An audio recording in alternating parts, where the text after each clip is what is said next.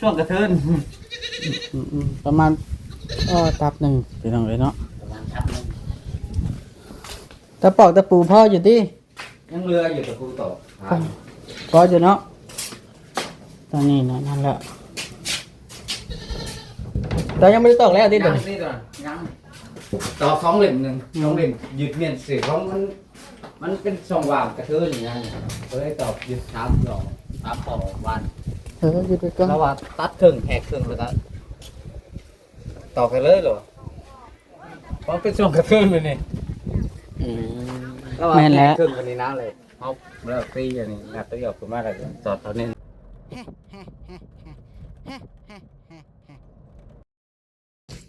อ้าวบ่จ้อยจังได๋สบายดีเด้อพี่น้องหน้าดำค่ำเครียดพี่น้องโทรศัพท์หน่วยนี่โอ้ยเมื่อวานนี่ว่าแปลงโทรศัพท์แล้วก็ยังบ่แล้วอยู่กำลังลงดีใจบ่จ้อยเมื่อวานนี่ตอนสุดท้ายมื้อนี้ก็มากับบ่าวจ้อยพี่น้องบ่าวจ้อยพามานี่นะรถคันใหม่เนาะแม่นของบ่าวบอสเนาะบ่แม่นบอสได้บ่แม่นรถบ่แม่นเอารถบ่าวจ้อยว่าเด้อมาผูกแขนป้าแต๋วเด้อพี่น้องมื้อนี้เนาะเป็นมื้อขึ้นเฮือนขึ้นศาลหรือว่าเพิ่นผู้สู้ขวัญเพิ่นนั่นล่ะเนาะน่าจะสู้ขวัญคันว่าขึ้นเฮือนขึ้นศาลเฮือนขึ้นแล้วเฮาต่อเติมชื่อเฮาก็บ่ได้ขึ้นนะแปลว่าสิขึ้น2เทื่อมันก็บ่คือมีแต่ว่าสู้ขวัญผูกแขนอยู่ดีมีแห้งอยู่ดีมีแห้งแล้วก็เพิ่นสิถือโอกาสขอบบุญขอบคุณทางผู้รักผู้ใหญ่ก็คือเอ้ยจูลี่ผู้เพิ่นช่วยเนาะพี่น้องเนาะแม่นมามื้อนี้พี่น้องเนาะเฮาก็สิไปเบิ่งทางด้านเฮือนป้าวอนก่อนบ่าวจ้อยเนาะว่าเป็นจังได๋อันไม่ซื้อหรอกซื้อละพอแล้วว่าคุกตับที่เฮาซื้อมา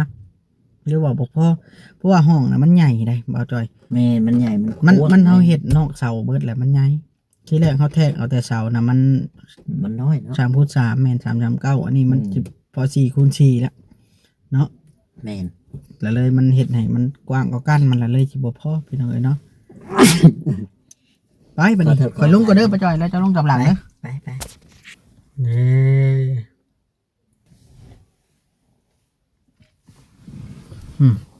ให้สิแล้วนะ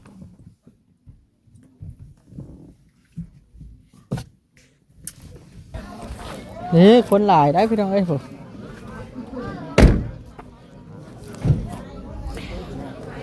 โอ้เด้อประชาชนหลายอีหลีนี่พี่น้องเอ้ยเดี๋ยวเฮาสิไปเบิ่งเฮือนป้าเอ้า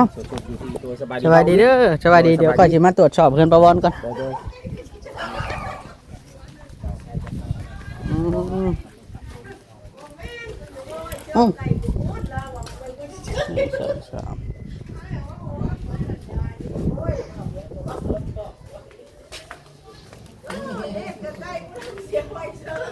ตัวนี้เราจะมาใส่ตัวนี้ทั้งนี้เนาะก็เขาบอกแล้วให้ตัดอันให้มันพอดีกับตัวนี้แล้วมันพอดีอยู่บ้านหลักพี่น้องครับ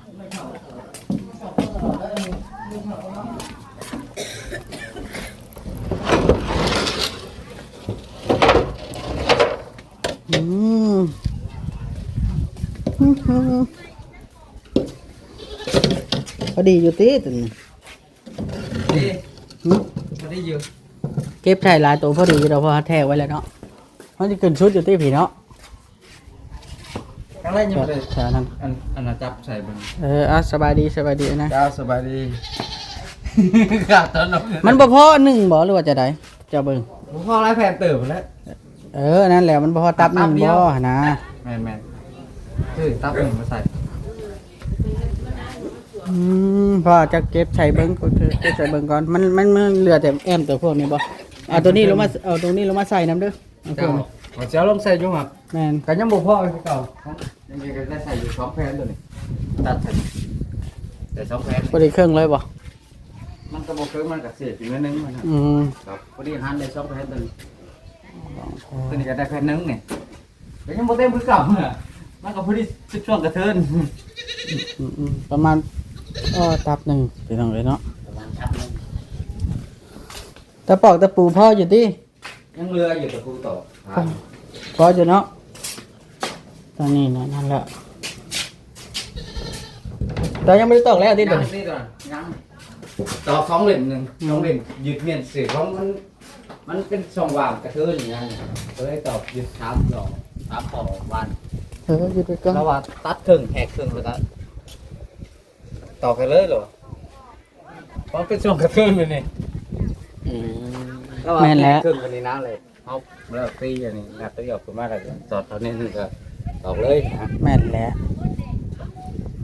ต้องสักล่องถึงมันกับเป็นสักลายนั่นสิมินหนึ่งลายขึ้นแบบช่วงครึ่งนี่ก็ลายเป็นสักขึ้น แสดงมันเข้าน้อยหนึงหั้นนะมันบ่พอสีนั่นดอก งามครับบ่จอยบ่แม่นเว้ยบ่แพทย์เนาะ คักไว้ ไปดิมันบ่พอตับหนึงบ่จะว่านี่เอาชาเล้งออกไปเอาก็ได้ติเนาะ ทางนี้เนาะ ได้อยู่ดอกเอาชาเล้งออกไปเอาเนาะกัน ได้ต้องเอาไม้ทามเด้อมันสิฮักมันเดือด น้ำมัน แม่น เอาไม้ทาม2เสร็จ เนาะ แม่ เออมันบ่ยากดอกเพราะว่าคันเฮาเอามาใส่ตัวนี้จะไล่เบิ่งรถ มันจะแม่นซั่นนี่ เฮาก็แทกเอาเลิศเนาะ ไว้ตับหนึงพอดี แต่ว่าตัวนั้นเฮาก็ต้องได้แต่นั้นบ่พอตัวนั้นพอแม่นบ่ แผ่นนึง เพราะเพื่อนนั่นน่ะนี่แหละตัวนึงในแผ่นนึงแล้ว เอาไล่แล้วตัวนั้นน่ะ มัน อันจริงๆกับพ่ออยู่2-3แผ่นนะมันไหลไปตับซะ ของตามห่านพอบุกตายได้เป็นแผ่น2แผ่นไหลตับนึงไปเลย แม่นตับหนึงกะไว้2-3แผ่น อันนี้ นี่มันนั่นเนาะ นี่เด้เฮามาใช้นี่เด้ตัวนี้ มันบ่พอแต่ตัวนั้นเด้พอตัวนี้น่ะสิไว้ใช้ตัวนี้ พออยู่ทางนี้เนาะหรือพอแต่ตัวนั้น ตัวนั้นแล้วก็ตัวนั้น กับไหลเทิงนี้ ถ้าก็เสียมาปิดตัวนี้เพราะว่าตัวนั้นมันกระเทินมันบ่จักถึงกับเส้นนะ กระเทย มีแต่ว่าเอาตัวนี้มาใส่ตัวนี้ให้มันแล้วตัวนี้ ติดต่อ มันก็เหลือ ใช้แล้วปาวอนผู้บ่ได้ยินเสียงมื้อนี้เนาะ นี่ทั้งหลังตอด แต่เก่าขึ้นมาคือห้องไทยรถปาวอนขึ้นมานั่งอยู่พี่ เดี๋ยววันนี้เห็นขาวๆนี่ดิวันนี้ปูนครับ ปูนนั่นแหละ ฝนตกน่ะมันจะไหลเข้าแล้วบัดได้ดินบล็อกมาเราค่อยสิให้เราก่อทางด้านในเลยพอมันไหลมันตามพาแล้วมันสิไหลลง แล้วมันสิได้เขา แม่ น้ำลงในนี้ แม่นเพราะว่าทางนี้มันปัดสูงอยู่เด้แต่ว่ามันสิต่ำแต่ทางนี้ ตอนที่แรกบ่ก่อนเนาะอีกจักเรียนจักก้อนหนึงก็ได้หรือว่า2ก้อนพอดี มันบ่เกี่ยวดอกบ่แพ้เลย เพ เพ ราะ ราะ ว่า เจ้าก็ยายโซล่าขึ้นเลย เพราะว่าอันนี้นะเจ้าจิก่อบันไดใหญ่เสียลาขึ้นเลยมันเกี่ยวดอกเพราะว่ามันจำให้มันจำอยู่แล้วนะอันนี้นะข้าเจ้านะปกตินะข้าเจ้าคุดมันเป็นร่องไว้โลอันนี้นะกำลัง คือเขาคืออยากอันนั้นก็ได้แล้วเอาดิ คุดมันเป็นร่องไว้โล แม่นบ่ใช่บล็อกเขาก็เอาปูนเฮ็ดเป็นร่องเอาก็ได้ เขาเห็ดชุดเป็นร่องไว้โลมันก็ได้ แต่ว่าทางนี้มันหนาดิดมันสูงเนาะ แม่น ตรงนี้มันต่ำเด้อัดไว้หนาว่าอะไรก็ได้ เปล่าว่าให้เพิ่นมาอยู่ข้างล่างกินยากจมยาก ห้องมันบ่ได้แม่นน้อยๆเพอต้องแพทย์ 3 เมตรเนาะ กว่าแพทย์เพราะว่ามันอมเสาไปเด้อันนี้น่ะมันเฮือนน่ะ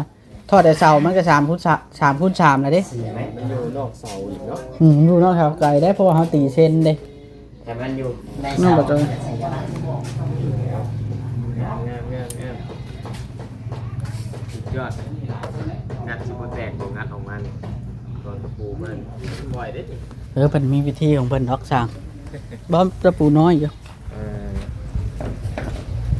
ปล่อยออกมาแล้วอย่างมันแตก เรื่องว่าอันพลผ้าเขาน่ะสุกหัวมันใส่ก็บ่ผ้าอยู่แล้วดอกประชาชนนี้เนาะพ่อแพทย์เพื่อพลสิผ้านะเนาะบ่จอย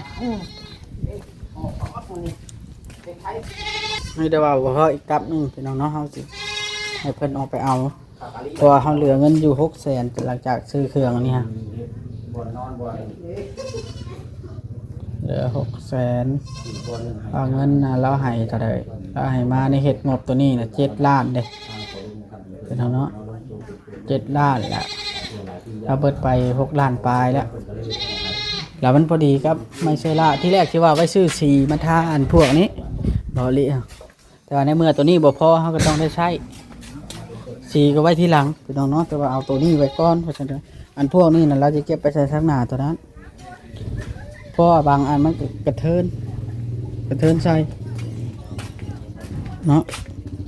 กระเทินใส่ได้ถ้ามันสั่นหลายกระเทินใส่แต่ว่าแทกแล้วทำอินนะแทกแล้วพอดีให้มันเข้ากับตัวนี้นี่เบาหลีบอก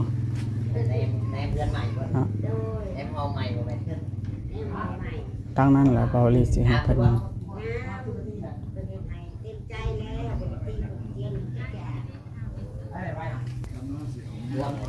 เบาหลีเบิ่งเด้อตัวที่มันบ่ถึงนะเก็บเอานี่ใส่เลยก็ได้เท่าแต่มันเลื่อมกันแล้วมันบ่จากงามดิซื่อ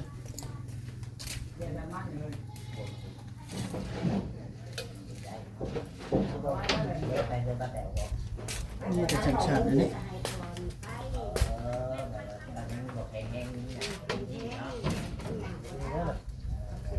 ก็งั้นก็ได้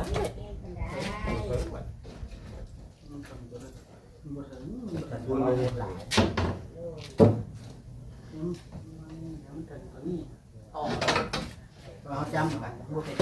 มันหลายอยู่ว่าใช่ ข่อยว่าเนาะน่าจะเพื่อมันพอดิ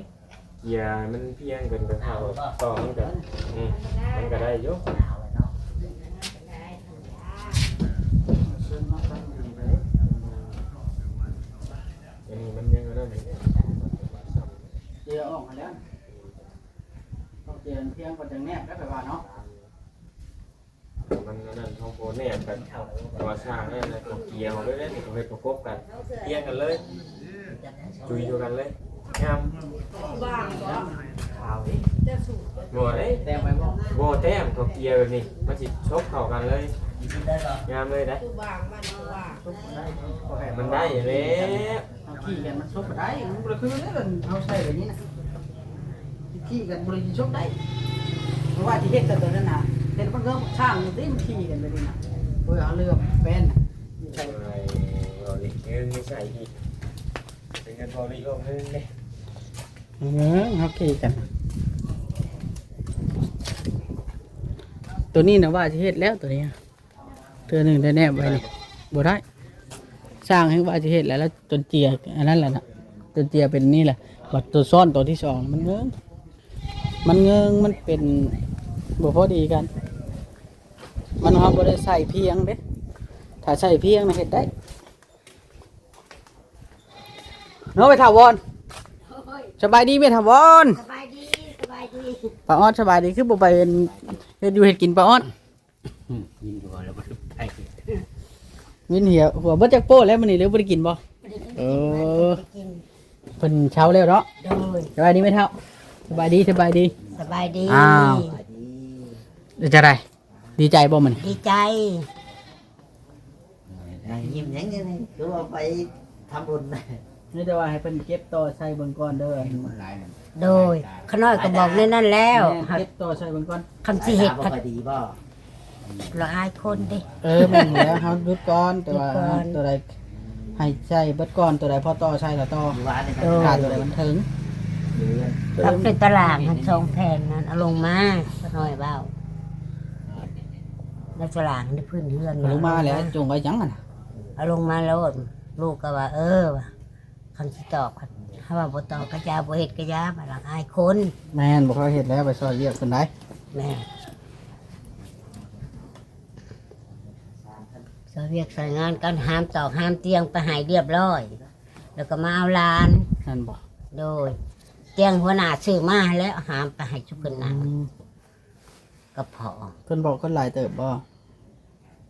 จักเด็ เบิ ก ดตัวนี้ติเนาะ ไม่ใช่หมดเท่านี้แหละเนาะแม่ด ว่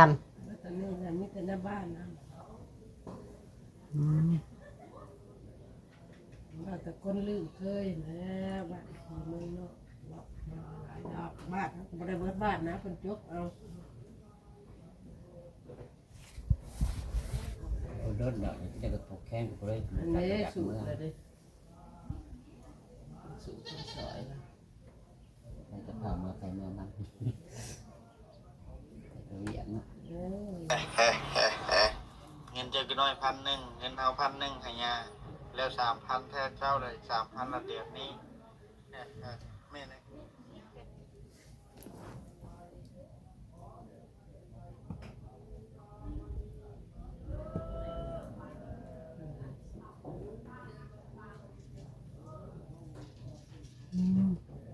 เอาเพิ่นสูตรแล้วบ่ สูตรแล้ว เอาบ่ได้ไปถ่ายจำพี่น้องถ่ายคลิปนี้ท่านได้จบนี่แต่ว่าบ่เป็นหยังทางหมู่ครูถ่ายอยู่เนาะป้าบอลดีใจน้ำป้าแต๋วเนาะ โดยดีใจแล้วน้อง ผูก ก็ แข ได้ น เฮือนใหม่เฮือนงาม น้องจะบอก กันน้องและป้าแต๋วฮะ โอ้ น้องหลาก็ได้เฮือนงามก็ดีใจก็น้อยก็ได้เฮือนงามก็ดีใจเอ้ยน้องได้เฮือนงามก็ดีใจหมดทุกคน โดย พอดีว่าดี เรื่อง ใจ มันบ่พอน่ะแล้วค่อยสิบอกออกไปเอาเด้อบัดแล้วค่อยสิโทรบอกดอก โดย ถ้าเจ้าเก็บใส่เบิ่งก่อนมันบ่พอ โดย เท่าไรแล้ว โดย จังออกไปเอา โดย ค่อยสิโทรใช้เวียดดอก โดย ก็ยังเหลือเงินอยู่600,000พออยู่ดอก โดย ไม่ตับหนึงหันนะ โดย ทีแรกว่าสิไว้ชื่อที่ท่าประตูแล้วบ่ชื่อแล้ว4บัดนี้ โดย ฟังเบิ้งเสือมันพอกับนี้กับ นั่น พอกับ ก็ นี้ มันพอแล้วพอได้สีมาท่าประตู โดย ก็พอได้แล้วซั่นน่ะ โดย มันพอแล้วก็ดีบ่พอแล้วก็อย่ามันเนาะ โดย ออกไปเอาแล้วคันบ่พอก็ได้มันจะเป็นได้ใส่เด้ เก็บใส่เบิ่งก่อนเด้อ เก็บ ถาว ใส่ รเด้อ โดย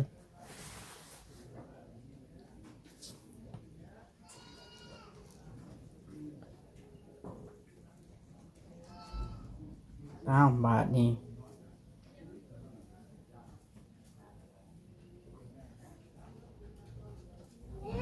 โอเค ดื้อเด้อบูเด้อขดตีเด้อ เดี๋ยวค่อยสิไปเบิ่งงานน้ำเพิ่นก็เด้อ โดย โดย เจ้าบ่ได้ไปบ่ บ่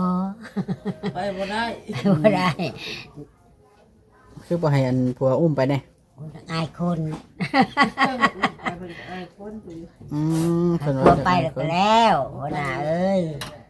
ก็บ่ว่ากันที่เนาะเข้าใจ บ่ กัน ได้ เด้ ว่า อ กัน แต่เช้าพุ่นพาไปตลาดนั่น เอ พอ อ นี่พาไปตลาดแต่เช้าพุ่น ซื้อเครื่องซื้อของเนาะ แม่นซื้อของอยู่ของกินซอยกัน มาแล้วก็ บ่ไปกบไม่บ่บ่คุณพ่อ มาแล้วก็หามเตียงไปให้แขกคนนั่ง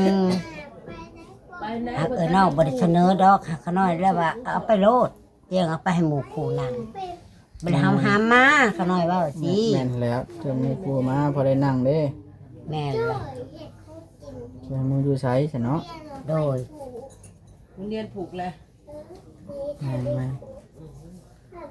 ยินดีนํไว้อันนั่นพุ่นละบาทนี่วันพอกวันภาพน่ะได้ครบแล้วอีจังก็ครบแล้วล่ะ โดยครบ เพราะ แล้ ว่าว เคยว่าชื่อมาครบแล้วแต่ว่ามันจะเป็นอันใดละมันอาจจะยาวกว่ากัน บางอันมันก็กระเทินเขาต่อบ่ได้ บางอันนะกระเทินมาต่อแล้วนะมันบกงามต่อแล้วนะเพราะว่าเขาตีแบบคีบขึ้นเด้ตีแบบคีบขึ้นแล้วมันต่อแล้วมันบกงามแล้วมันเขาแบบคันมันสั่นลายแล้วเขาต่อบกงามแล้วมันบกคัก โดย มันกี่ไร่แล้วมันกระเทินได้เฮ็ดงามล่ะเจ้าหน่อยบัดเพิ่นมาเบิ่งล่ะมันขี้ได้แต่มันบ่คักเล่นตาเด้ แม่นล่ะ เลยจะเฮ็ดงามเลย คำพูดหน้าว่างามพวกเขาน้อยก็ว่างามอีกตาม มีแต่ว่า ใจนะ ตัวใดมันพออันนั่นพอได้มันพอต่อได้ฮะจังต่อ โดย มื้อนี้ปัดค้าเวียกตัวนี้เนาะ โดย มีแต่ว่าแล้วเวียกพุ่นละจังเฮ็ดต่อ แล้วเรียกอันนี้ก่อน เด้อ เฮ็ดคัน อ้า แล้ว ว โอ แล้ว เค ไป บัดนี้ป้าบอนจังได๋ก็โอเคสบายดีเด้อสบายดีเนาะ สบายดี โดย โ